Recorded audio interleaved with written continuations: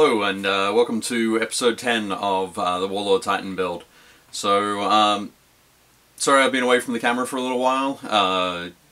Things have been pretty busy over Christmas and New Year's. Did a little bit of traveling for work, but finally this weekend I was able to get back to the Warlord Titan. You can see him just over my shoulder here. It's been, this project overall has been really kind of strange for me. I'm not used to doing videos. Even now, 3 months later, I'm still not used to doing videos. So this project moves at a very different pace to what I'm used to. So thinking a lot about that over the last week or so, I just decided to sit down yesterday, get some stuff done, worked into the night. A few more things to do today, but we're getting very close to the end of the build. So in this video I'm just going to run you through quickly things that I worked on over this past week, and we'll get a bit of a wrap up there. And hopefully the video after this will be the final build video, and then I'll get onto the painting of it. So yeah, let's dive into what we've been doing. Okay, now in this I thought I'll do a breakdown of what we've been up to. So previous video, I think we were magnetizing the weapons. You got to see those thing done. So these they will come off. There we go. So I've got the washer here. I've got the big magnets set in those shoulder mounts. Same over this side, the washer there, the big magnets in the shoulder mounts. So you've seen that already, but now you can see it on the body of the Titan, which is pretty cool. Cool to see that. You'll notice, maybe if it picks up, along here there is a green line. You might be able to see that down the side of the Titan as well, if the lights aren't too bright. But basically along this seam here, up here, down this side as well. So I had some gaps when I was putting it together. I finally went and filled those yesterday. I mean, you might be able to see a little gap filling here that I need to tidy up on the head. But yeah, I did that yesterday. Once that putty had dried, I went and glued and pinned in the shoulders here, and the top armor, sort of armor plate holders, I guess you call them. This is where these large plates slot on, and of course the weapons, carapace weapons mount up the top there. So that's all done and sorted. You can see this moving all the way around. Some little gaps in the back here, but everything's looking pretty good there, I think. Spin that back around. The head is the beta pattern head that I had a friend of mine buy and send to me, which is pretty cool. This is magnetized, so I have a magnet set in the neck here, and the magnet set on the back of the head. So these are the two of the thin magnets that I got, and the pull on those is still pretty fierce, so I need to be gentle pulling that in, putting that in each time, so they don't crack the magnets as they snap together. But yeah, definitely quite a cool sort of thing. I can go now and put together my alpha pattern head. I could do a Lucius pattern that they've just released if I wanted to. No doubt there'll be other heads later on. One of the heads that I always really enjoyed from the original Epic and Adeptus Titanicus was the Corvus Assault head. So fingers crossed one day there'll be a Corvus Assault head. I'll be able to attach that. If not, maybe I'll make it myself. Now we have the head. I'm going to try and put it in frame here.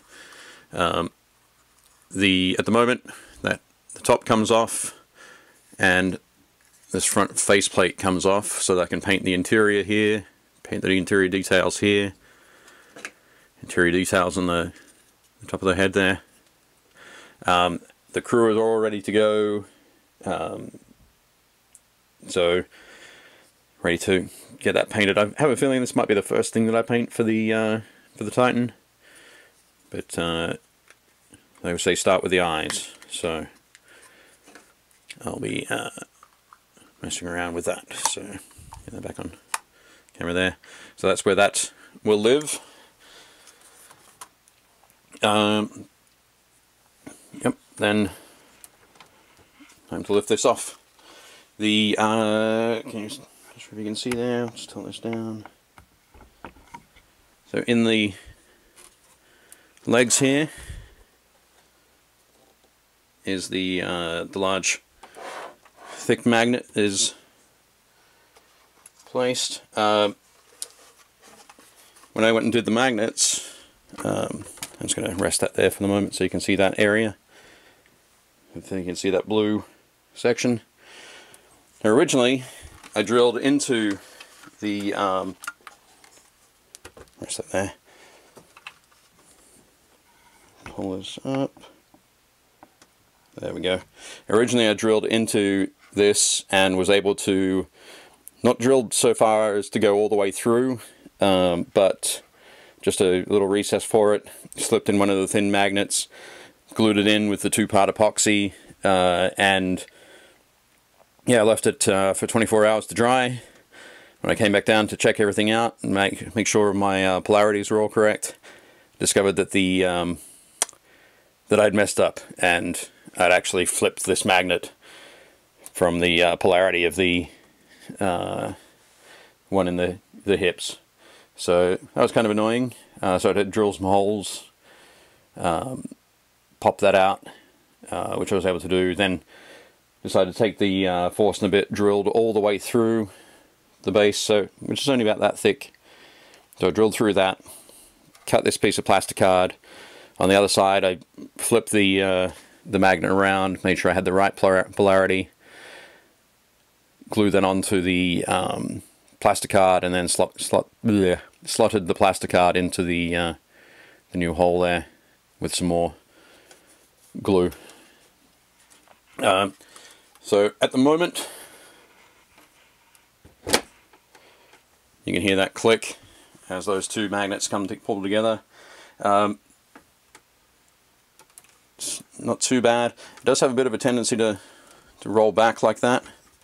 So, and also, because I used a thin magnet and one of the thick magnets, possibly I should have used 2 of the thick magnets, it won't lift the base, the legs on the base, and once they have these armor plates on, it'll be even more pronounced. So as I'm moving it around, it will be done via the legs on the base.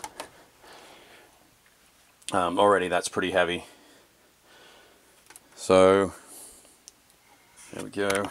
I just realized that you weren't able to see much of that. So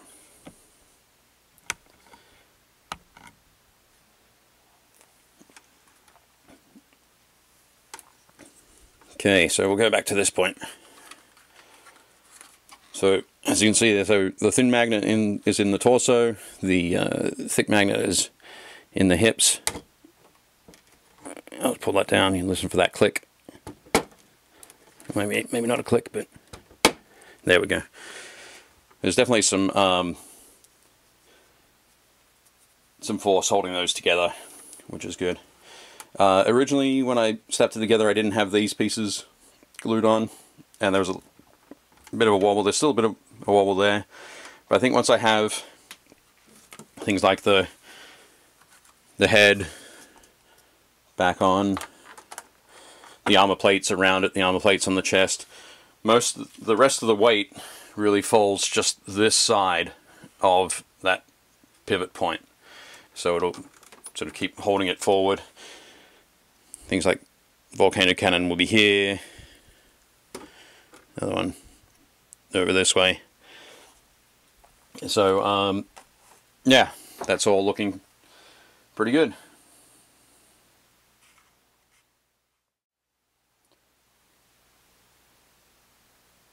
Okay, I mentioned as well that the next stages is sorting out the volcano cannons, getting those arms in the right place. Torso is now upside down. You can see in the center here is the hole that I've drilled for a pin for that shoulder weapon mount, and just using a skewer here to show that where that lines up. Now I'm not going to have that pivoting, being able to pivot once it's everything's glued, but basically I have my 1/8 inch brass rod ready to use to pin that in place, along with the epoxy putty. This is the next section that goes in. I'm going to pin this through as well, so that this won't pull away from there, from that section. And then this piece will be pinned as well once I find the right, make sure I have the right positioning. So this is the piece that the volcano cannons slot into. And I'll show you here. That's the bamboo skewer, keeping that in place. I think what I'm planning to do there is, with my brass rod, have a little knob at the end here that I can use to pull out, and then let me show you that again, to so I can pull the pin out, drop the volcano cannon out, and insert other weapons that are on the way. So there's the I don't know if you've already seen the power claw that was released or shown at the birthday party last weekend. There was also the plasma blast gun. So there's going to be a lot of options, a lot of possibilities. So being able to accommodate those is going to be important for getting the most out of the Warlord. And also it's important for Forgeworld getting the most out of my wallet. So yeah, that's where I'm at with the arms. They should be done by the end of the week. All of the other peripheral pieces that go on are, oops, let me remember to take that out, are ready to go. Have the Mauler pattern bolt cannons, which go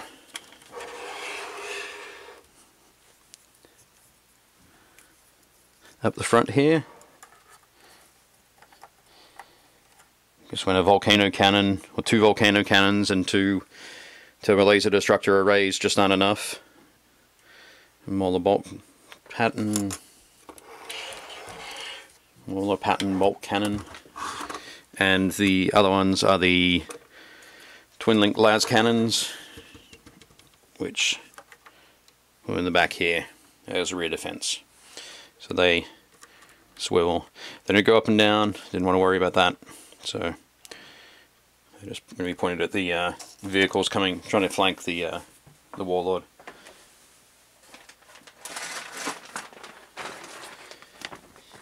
Everything else cleaned and prepped, ready to go. So yeah, it's starting to look good. Getting there. Oops. Only less than 3 months to AdeptiCon, so that's when I'd like to reveal this puppy, which of course means that I have to get some folks to ship out. Let's get this rearranged again.